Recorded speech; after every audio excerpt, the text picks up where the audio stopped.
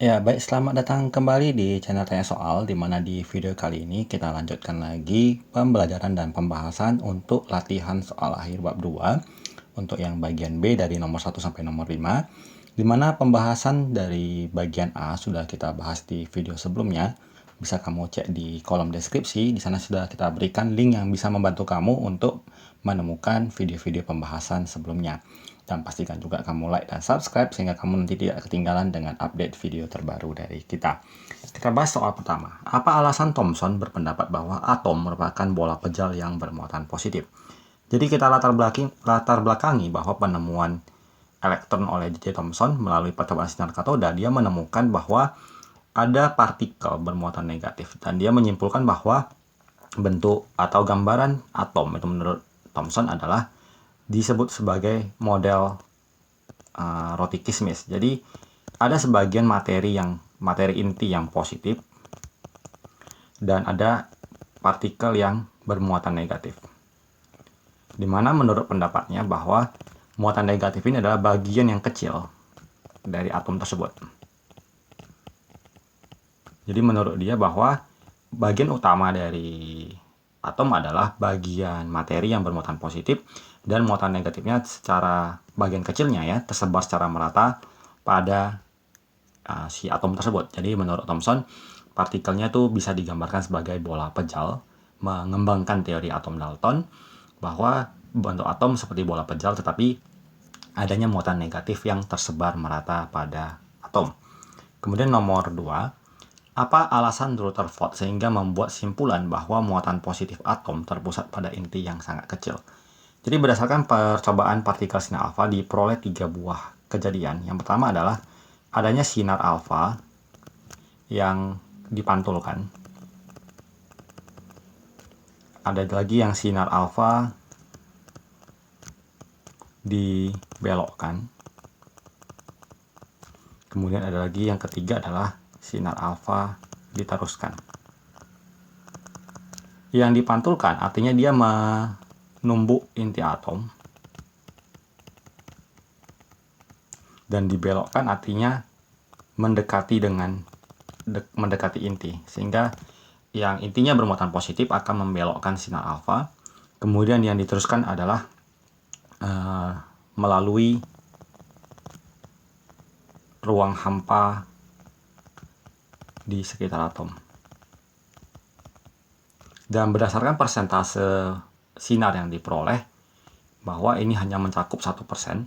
Jadi kita bisa ibaratkan bahwa kalau ada muatan positif, maka sebagian besarnya itu justru adalah ruang hampa. Jadi persentase sinar alfa yang mengenai inti atom ataupun mendekatinya hanyalah sekitar 1%, sementara kebanyakan adalah sinar alfanya itu diteruskan. Artinya kalau dia diteruskan berarti atomnya ini sebenarnya hampa, bukan berupa bola pejal seperti yang disimpulkan pada percobaan sebelumnya. Ini menyebabkan Rutherford mengambil kesimpulan bahwa muatan positif terpusat pada inti dan ukurannya cukup kecil dibandingkan ukuran atom itu sendiri karena terdapat banyak ruang hampa yang mengelilingi inti atom tersebut. Kelanjutannya kita lanjut nomor 3. Buatlah konfigurasi elektron menurut teori atom Bohr dan tentukan elektron valensi dari atom-atom berikut. Jadi kita langsung tuliskan jawabannya di nomor 3. Di 24 12 Mg itu berarti elektronnya berjumlah 12 buah, dan kalau kita konfigurasikan menurut kulit K, L, M dan seterusnya. Jadi kulit K-nya berisi 2 elektron, kulit L-nya 8 dan kulit M-nya 2. Kenapa jadi 2 ya? Jadi 282 karena 2 total 12. Dan kemudian tentukan elektron valensinya. Jadi kita menentukan konfigurasi dan elektron valensinya. Di sini elektron terluarnya adalah 2, maka elektron valensinya sama dengan 2. Kita lanjut 3517 Cl dengan elektron berjumlah 17. Kalau kita konfigurasikan berarti 287, maka elektron valensinya berjumlah sama dengan 7 yang paling luar. Kemudian yang 8735 Br berarti ini memiliki jumlah elektron, jumlahnya sama dengan 35. Kalau kita konfigurasikan kita butuh kulit tambahan, kulit N. Berarti 2, 8 sudah ada 10. Dan kita butuh 25 lagi, kita tuliskan 18, 7.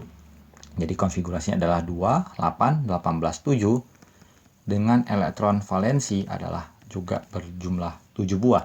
Kita perhatikan elektron valensi adalah jumlah elektron pada kulit yang paling luar. Jadi kita lingkari supaya jelas bahwa mana yang kita tuliskan sebagai elektron valensi. Kita lanjut ke pembahasan soal selanjutnya, nomor 4. Apa yang dimaksud dengan isotop, isoton, dan isobar? Jadi kalau nomor 4, pengertian dari isotop adalah atom atau unsur dengan nomor atom sama dan nomor massa berbeda. Kita bisa tuliskan contohnya misal 6, 12 karbon, kemudian 6, 13 karbon. Jadi 6 dan 6 menandakan bahwa kedua atom ini memiliki nomor atom yang sama, jumlah proton yang sama, dan memiliki perbedaan di jumlah neutronnya, sehingga nanti menyebabkan perbedaan di nomor massanya. Kemudian pengertian kedua adalah isoton, adalah atom atau unsur dengan jumlah neutron yang sama. Kita misalkan ada suatu unsur X dengan 6, 12. Ini berarti jumlah neutronnya adalah 12 dikurang 6, berarti ada 6 buah neutron. Kita bisa tuliskan misalnya Y, 7, 13. Jadi 12 dengan 6 dikurangkan adalah 6 neutron. 13 dengan 7 juga memiliki 6 buah neutron. Jadi jumlah neutron pada atom X dan atom Y jumlahnya sama. Maka akan dikatakan bahwa atom X isoton dengan atom Y. Kemudian yang berikutnya adalah isobar. Isobar adalah atom atau unsur dengan nomor massa yang sama.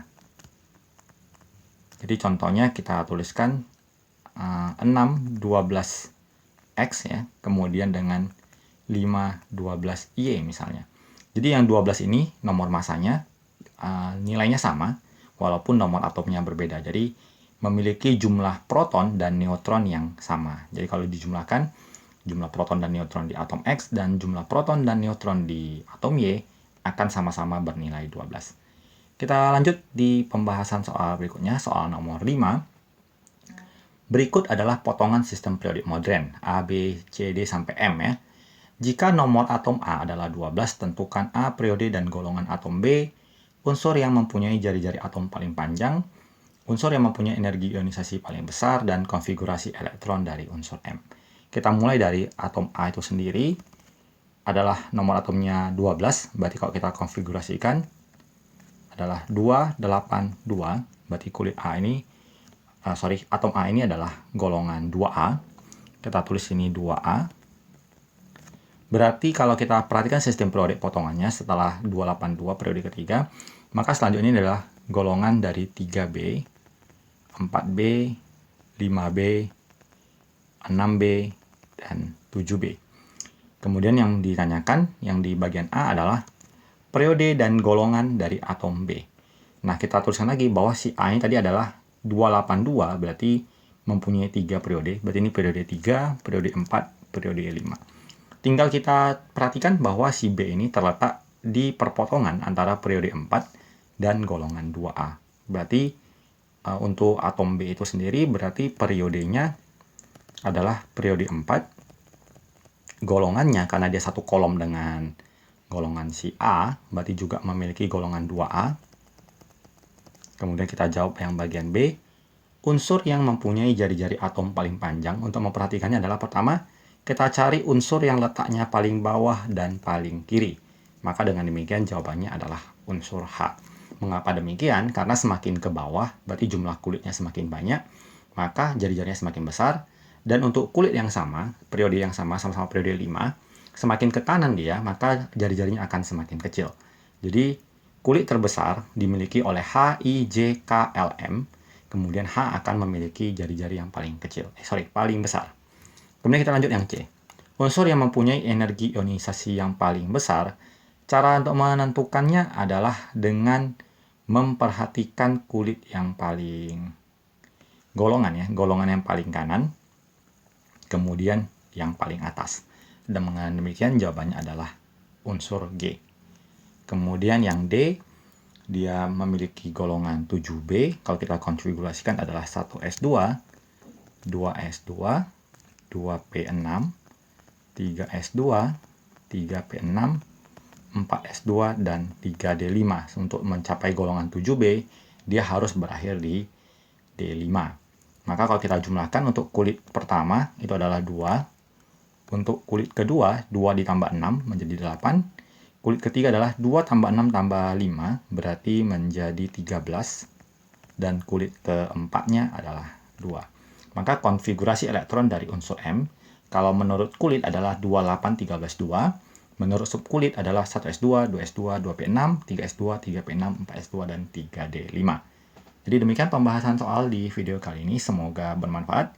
Dan alangkah berterima kasihnya apabila kamu berkenan merekomendasikan channel ini kepada teman-teman lain yang barangkali membutuhkan teman belajar untuk belajar IPA Kimia. Semoga bermanfaat. Sampai jumpa di video berikutnya.